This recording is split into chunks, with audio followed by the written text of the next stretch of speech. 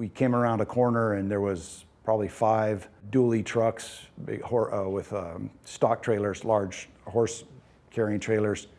They all had their hoods open and they were all screaming that they were on fire. There was another family where I knocked on the door and both the cars are on fire in the driveway, and they're going, well, where do we go? What do we do? And it's like, just start walking towards Foothill Road and flag down a police car, and we were able to get them in and get them down the road.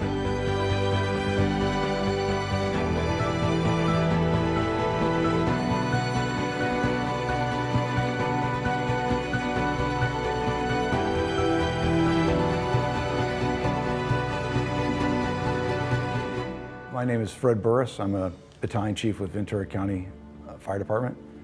Battalion chiefs were responsible for either a program, or in my case, I'm an operations battalion chief. I'm responsible for a battalion or a geographical area that encompasses a number of fire stations. The night of the Thomas fire, we had staffed up extra staff in anticipation of the Santa Ana winds, and I was assigned as the extra battalion chief in the Santa Clara Valley area. So at the time the report of the fire, I was in Santa Paula. Fire was originally reported in off Dixon Road. If you're familiar with where the cemetery is in Santa Paula, even initially it sounded like it was a significant fire, and we're the first due battalion chief and our cars broke. So reported that to dispatch. They started up another battalion chief, was coming from Camarillo. So we fiddled with the car a little bit, and then it just started, and we ended up going on into the fire. A lot of fires you pull up onto them. I'd say this fire we pulled up into it. We went up 150 towards Stucco Park, and I knew they were over off Anloff Canyon and Pine Grove on the east side of the Santa Paula Creek by Stucco Park. So we pulled into the first turnout on the just south of Stucco Park. There was a lot of people out, and we were met with some citizens in the area, met with a representative from Thomas Aquinas College, wanted to know if they should evacuate, and we told them that they probably should. We sorted out the next arriving battalion chief was coming into the area, Todd Leak. He said he was just coming into Santa Paula, so we had a quick conversation about how we were going to initially organize, and he took instant commander, and I took the initial operations section chief, and I gave a size-up report to dispatch. Shortly thereafter, we had a spot fire right behind our location, and we realized we were in the fire environment, and we had multiple spots on the west side of Highway 150. Indicated to us that the fire would be an immediate threat to Santa Paula and the communities along the Bupu area. It was windy. It ended up being windier than I had indicated on the size-up report. Conservatively, the wind was 20 miles per hour with probably gusts to 30 to 35 and maybe higher on the ridges. Speaking to the helicopter crew chief and the pilot, when they came around South Mountain, they were hit with such a strong wind they couldn't even make much ground speed, so they ended up going all the way around to the upper Ojai area to come in upwind of the fire. The initial arriving engines all went to work immediately. They were reporting subjects trapped in the homes, and they were all fully engaged in fighting fire. The fire behavior was beyond our threshold of control for any of our tactics we have. There was a report of a subject trapped in a home off Anloff Canyon, I believe, and one of the Santa Paula engines took care of that. Overhead from our department was arriving, and they were starting to form up down in Mill Park. Right as we were organizing was when the report came in from dispatch and from the helicopter of a new fire started in Upper Ojai off Koenigstein Road, or in the area of Koenigstein Road. And Chief McNeil was with us at the time, and we just self-organized. He said, I'll take that, and we made that a third branch. From that point on, it was just a lot of assessment, sizing up, deploying of resources, scouting, trying to find the edge of the fire, and maneuver our assigned resources to the areas of need. Of course, we didn't have enough to cover everything at once, so we kind of had to maneuver stuff around as the need arose. And we thought the fire was going to be into Santa Paula a little sooner than it was. As it turned out, it was moving westerly much sooner, and I'm pretty familiar with the canyons along in there, and we thought, well, let's move our perimeter control stuff, our bulldozers, our heavy equipment. Santa Paula, the hospital, the foothill communities up the top of 10th Street were very much threatened. The topography there, and the fire kind of looking uphill, coming from right to left, had a real potential for conflagration in that Santa Paula City foothills. So we kept some stuff in place there, but then tried to maneuver other resources out in front of the fire. It seemed like our first point of real impact was up there in Wheeler Canyon. I knew we had a number of homes on fire. That was a report from the strike team. Pete, Jensen, and myself, we went ahead and went up Wheeler Canyon ourselves, and we came around a corner and there was probably 5 dually trucks with stock trailers, large horse carrying trailers. They all had their hoods open and they were all screaming that they were on fire. And we could see the fire was actually coming into that area, and immediately somebody pulled in behind us, kind of blocked us. A couple small compact cars shot the gap and went around. They were yelling at us for a fire extinguisher. We're in an SUV, so we got out our small fire extinguisher. A lot of the debris in the back of those vehicles was on fire, the ranch trucks. The air filters were on fire because they had all just come through probably a severe fire front with a lot of embers. So we opened the hood, we threw their air filters out on the ground, kind of instructed the others to do that, and told the lead truck to just get going and don't stop till they get to the end. It was a real tough situation there because while they were all stopped, cars that were trying to leave the canyon were also gridlocked because it's real narrow right there. You know, like you would do in traffic when everybody stopped, you want to go around, but as soon as you come around the corner, you realize you can't go forward and everybody that's behind you follows you. Next thing you know, both lanes are blocked. So we got out of that, we turned around, we went back down to the canyon mouth and just kind of trusted the strike teams that we had. Sometime later when we were down there at the end opening to Wheeler Canyon, trying to keep people from coming up the canyon, there was a lot of people were indicating that their friend had called them, come check on their house, and we just, after the event we just went through, we were telling people, please do not go up there. It's actually, it really is dangerous. There had been a vehicle accident up the canyon with people trapped, and we didn't have any resources to send up there. I called up to the strike teams that were up ahead and asked them if they could get to that area. Our engines that were up in the canyon were up canyon from the accident, and they were trying to make their way down to it. So we had a report of 4 vehicles on fire with 16 more vehicles stacked up behind. Around the same time, dispatch had told us there was a report of a man with difficulty breathing, smoke inhalation at that location. So we clarified, you know, there's a lot of people here. Give us a description. They said they're with the sheriff's deputies. Well, it turns out Chief Horton had seen a man stumbling out of the smoke, put him in his battalion chief's car, then handed him off to a deputy. The deputies brought him down. We went and did a patient assessment on that man, and he told us that he had saw a car crash into the fire and he saw someone go off into the fire. Again, that just kind of heightened the situation that we needed to get to that area. Around that exact same time, an LA County strike team of large structural type engines arrived. They arrived on scene and I said, hey, we need one of your engines to treat this patient smoke inhalation, and we need you and the other 4 to get up the canyon and to this location of the accident and rescue the occupants of those vehicles and provide protection and do whatever you got to do. When you're done with that, come back down to the mouth here because we have 10 mobile homes on fire with nobody in there if you don't have any resources. It's an unusual assignment for a strike team to get that immediate rescue assignment. You know, typical, it's like you would expect a structured defense assignment or firefighting, perimeter control, but not that often is the assignment. No, the assignment is rescue. Others had went and searched the area.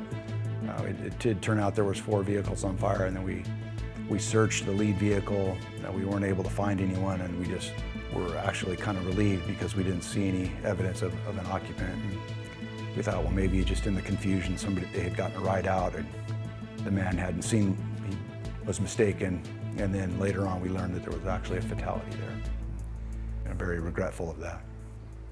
I was responsible for the area, and then the detail work would be by the engines, and the captains leading the engines and strike team leaders leading groups of engines.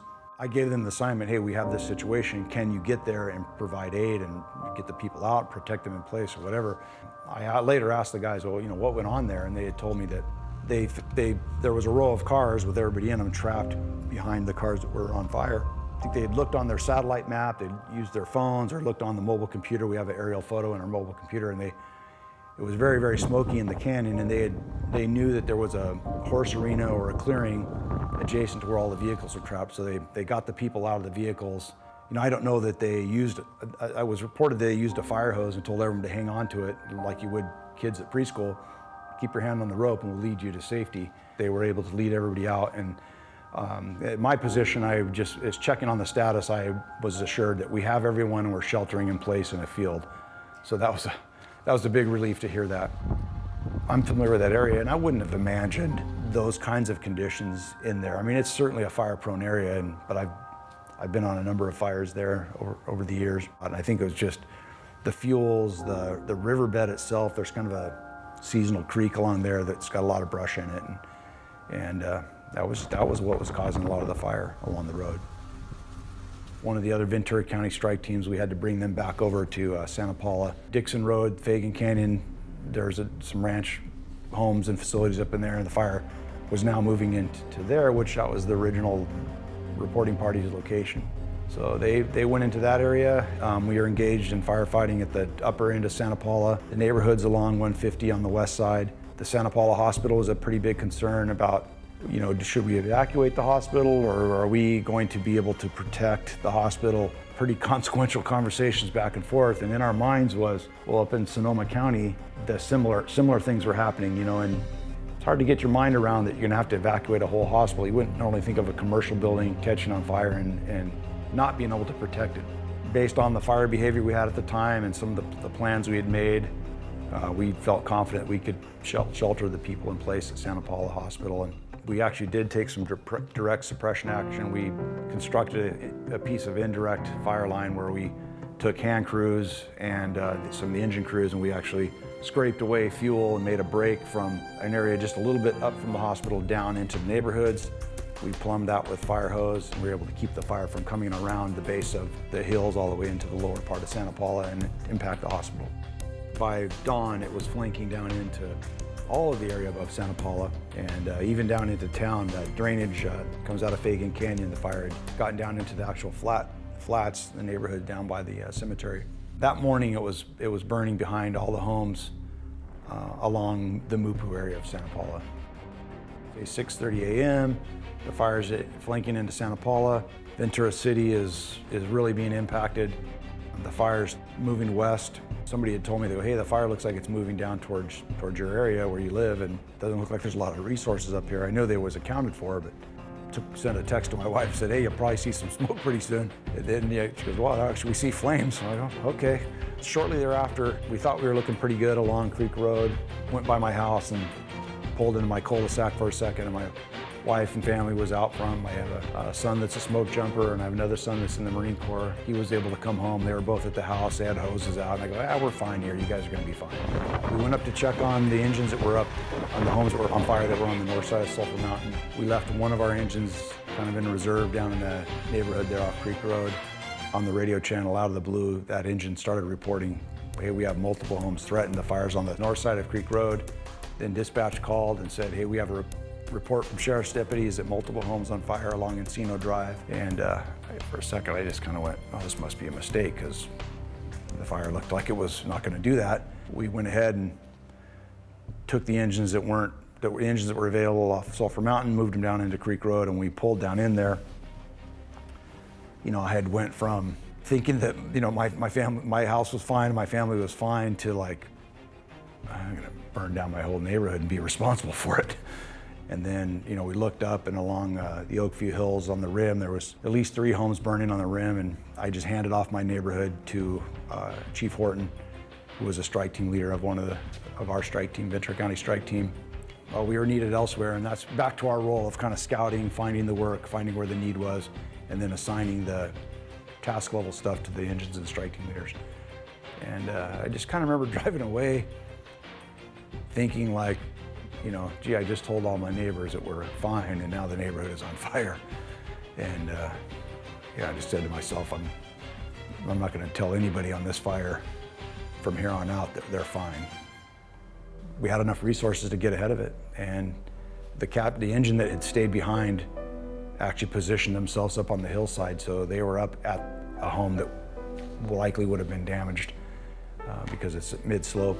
They had enough room to maneuver up there, and they were able to stay and defend that home. One home ended up being totaled, and some damages to some barns and some outbuildings and fences. And then up in that Saddle Mountain area, we had some engines from San Gabriel Valley Orange County, and then a lot of other resources started coming in. At the same time that was going on, the fire was also impacting Cedar Springs, Foster Park area, Norway Track. I'm on an incident management team and go to fires all over the West, and you get on these campaign fires where you really get dug in, and there's periods of activity in certain areas, and then it kind of dies down, you catch up on it, and you start getting your lines in, and you're holding your lines and mopping up, and each day gets a little bit better. And then eventually you have a smaller and smaller area to work, and you're caught up in then you're in kind of the management phase of the fire. Well, this fire was day after day after day of full shift, fully employed scouting, fighting fire, maneuvering, coordinating, juggling, adjusting, shift after shift after shift. I've been on fatality fires, but I haven't been directly involved in this case I was organizationally one level up, but certainly out in the field when the fatality happened. And when it was happening, I know this sounds strange, it's not like it wasn't any big deal, because it was, but that just statistically, if you're engaged in this kind of work, we're never saying, oh, it's a cost of doing business, anything like that, but that the possibility exists. So if you're gonna be out doing these wildland fire overhead jobs, or anything anything like that, you have to tell yourself that sometimes that might happen to me. And so when it does, if it does, I want to be kind of ready. So when it was happening, I was like, I've strangely been expecting this someday. Like any kind of line of work, right? You want to be there when something like this is happening, but I think it took its toll on a lot of people. I mean, certainly the communities, obviously, people that lost their homes. Maybe a certain below the waterline stress in the matter. I didn't lose my home, but the family was out of the house for a few days. We didn't have power. I think the fire I started, I don't know if it was stress or whatever, but I being involved with the fatality of Wheeler Canyon, being involved with the fatality in Fillmore, I think for the first time in my career, I actually kind of felt it a little bit like, hey, I think there's something going on below the waterline here. Nothing we do is compared to anything people do in combat or the military, but they talk about traumatic stress, and I think, yeah, I might be feeling it a little bit. Just gave me some empathy for that, just some self-awareness of it, and thinking about what other people have gone through, your co-workers, how they're reacting, and had experienced that on a small level, I think. I think the value of this project, though, is getting to hear everyone's stories, because there's 400 and something of us, right? So I'm still talking to people and learning, and we're trying to, and I hear stories about people who were engaged in the fire in another neighborhood, and the family calls, hey, I think the fire's getting close. Well, you'll be okay. The fire's really close. Yeah, I can't come home. You probably should get the stuff and get out. To, hey, honey, the house is gone. Okay, I can't come home. I'm over here, and that's appropriate. That's just the way it would be. But just to think of that dilemma, that level of distraction, to stay focused, delivering service here, supervising these people you're with, while over here, your family's dealing with, the loss of the home, and, for lack of better description, maybe fleeing for their lives out of your own neighborhood. I didn't experience that directly, and no one that was working directly for me had their home lost, but certainly we know those that did. Many people, not just people in public safety, but those are the people that I'm connected with.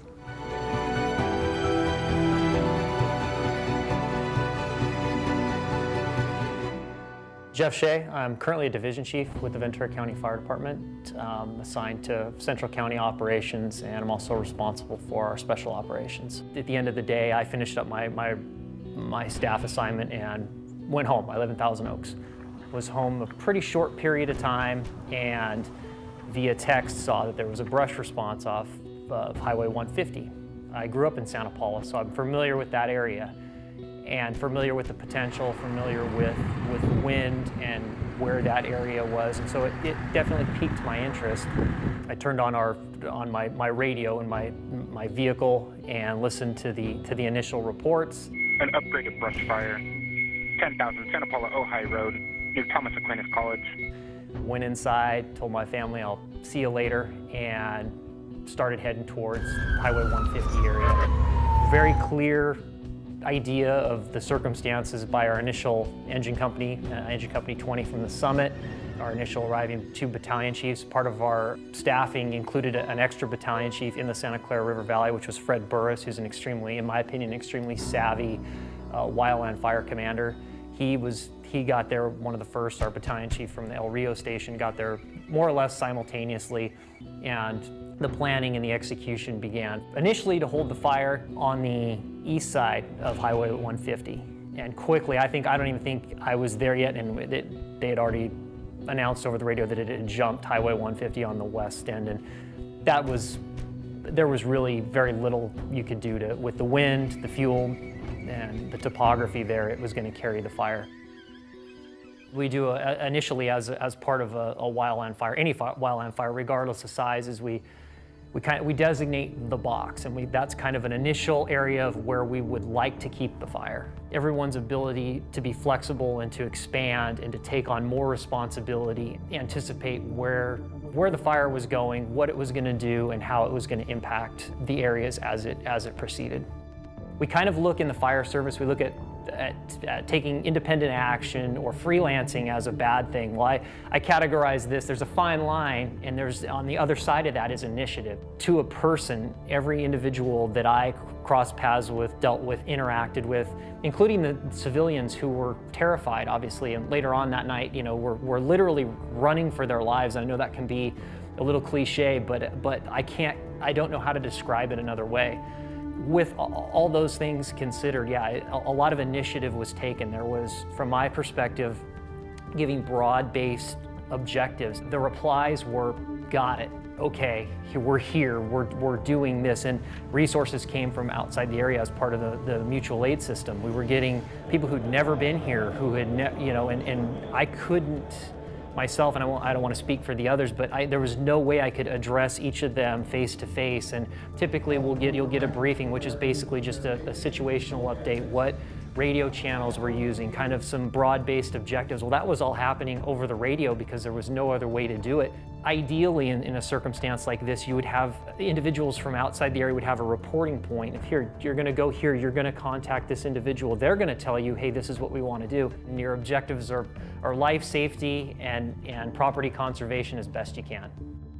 This incident was growing, and so we relocated to Fire Station 82, which is in the city of Santa Paula. But at that point, we had 3 branches established, one being in the upper Ojai area, one being where, as I spoke, Gary Monday and I were in Santa Paula, the third kind of taking the 126 corridor to Wheeler Canyon, and I had Wheeler Canyon to wherever this was gonna go, and it basically into the city of Ventura. And so I said, okay, the kicker, if you will, was you have no resources. There's nothing to get, you have that area, you're responsible for that geographic area that's really undefined to the way it goes. I was thinking in my head, okay, Ventura Avenue, which at that point, I can't even wrap my head around the fire getting to Ventura Avenue. I went and met with our operations chief, who's Chad Cook, at Foothill and Wheeler Canyon. It was myself and John Colamarino, who's a battalion chief for the city of Oxnard. It was he and I. I had the branch, I had him. I said, I'm gonna need you to coordinate at least a structure group or multiple structure groups, kind of depending on how things play out here. John said, hey, I'm gonna go scout out some areas along Foothill Road. I said, great. I was gonna head up Aliso Canyon and see, because we'd already heard that it had passed Wheeler and was likely into Aliso.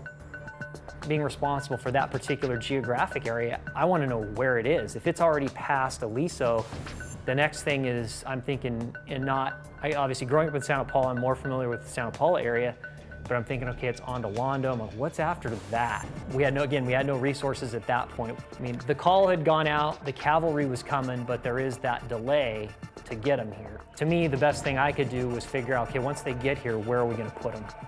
Into the Ondolondo area we go. I meet with the on-duty Ventura City Battalion Chief, Chris McDonald. He had some maps out already and said he was pre-planning that area. I said, great, you've got it. When this, you'll become the Ondolondo structure group. Let me just kind of think about what you need. We don't have anything yet. We're getting some single resources, some single engines from the city of Ventura, city of Oxnard were coming, and we were pre-positioning them for where we anticipated the fire front to hit first. Now, keep in mind, we have 4 branches, 4 geographic areas that go from Upper Ojai, Santa Paula, through the 126 corridor into Ventura now, and all of them are being simultaneously impacted by fire, with people we're trying to evacuate as our number one priority. I'm thinking we're mid-morning before the fire gets to Ventura Avenue, which to me meant daylight, a couple hours to figure out where our likely impact points were. And then it was probably within a half an hour, county dispatch came back and said that they had a report of a 100-acre spot fire in Grant Park, which is at the cross, and I remember just thinking, it's there. And now we've got this whole area is going to be impacted. Still, I can't wrap my head around the fact that we had 80-mile-an-hour gusts. I mean, it was every bit of 50 to 60, and the higher you went up the hill, the more velocity there was with the wind. It just got incrementally stronger as you went up into the foothills and into the Ondolando area, and the areas that were obviously significantly impacted as the night progressed. And the fire just did, I mean, it's physics. It did what it is going to do. The wind pushed it, the topographical features pushed it up through drainages, and it impacted houses. A vivid picture I have in my mind were the ornamentals, the trees, shrubs burning, cars in driveways. I described it as, because for people I know, I said palm fronds the size of boogie boards on fire, you know, and knowing that whatever it is they hit is going to burn. I don't know how to describe it other than heroic with the firefighters that came in and took initiative and got people out. We would door knock houses, and people were, you know, it was December 4th. There were Christmas lights up, Christmas trees. People were eating dinner and just saying, hey, it's time to go. And some were aware there was a fire. Some obviously were aware there was activity. And I understand it couldn't grasp, in my opinion, the gravity of the situation, and that it was time to go. We were putting people in the back of fire engines and getting them down the hill. We were putting people in the back of other civilians' cars and saying, hey, just get out of the area. I mean, I remember multiple people just, you know, looking around in what I would classify as just a gaze and a fixed stare and asking, where do I go? And I just said, go towards Foothill Road, start walking, go. There was another family where I knocked on the door and both the cars are on fire in the driveway, and they're going, well, where do we go? What do we do? And it's like, just start walking towards Foothill Road and flag down a police car, and we were able to get them in and get them down the road. But it's just, all these things are happening. It was amazing to me, again, back to that word initiative, and I may overuse it, but every firefighter I crossed paths with, every police officer I crossed paths with, we commandeered public works personnel and just said, hey, start going down this. Anybody you see, get them out of the area. Anyone that we could, in any kind of official or unofficial capacity, that we could commandeer to get people out of the way, we utilized. I'm picturing this conflagration of houses burning into Midtown Ventura, and the reality is we don't have the resources to catch it. So the credit for that goes to the individual engine companies, the men and women who basically took that stand on Foothill Road and took the heat, took the smoke, and stopped the fire. It did get over into, there was a barranca in that Court Hamilton area that it got established in, and I want to say we had one engine company of 3 people there, and it was I remember who it was Oxnard Engine 68, and they held it. If I could credit them, they held it. I mean, and again, it was an Oxnard resource coming into the city of Ventura, protecting life and property. All things considered, I'm proud. And I'm proud of a lot of things. I'm proud of the Ventura County Fire Department. I'm proud of our operational area, the Ventura City Fire Department, the Oxnard Fire Department. The fact that it was the humanitarian effort of the collective, gross, all-encompassing effort of everyone who was impacted, the civilians. People like yourself who, when someone knocked on your door and said it was time to go, you left. We as the fire department, or we as public safety, are doing that for public safety. And when people don't go or refuse to go, obviously that's their right, it's not preferred, but in the back of our mind, we know that, okay, if things get bad, we have to go back in there and do everything we can to help that individual. And that night, across the board, everyone that I crossed paths with or that I had heard did what we asked them to do, and that contributed to the result that we had.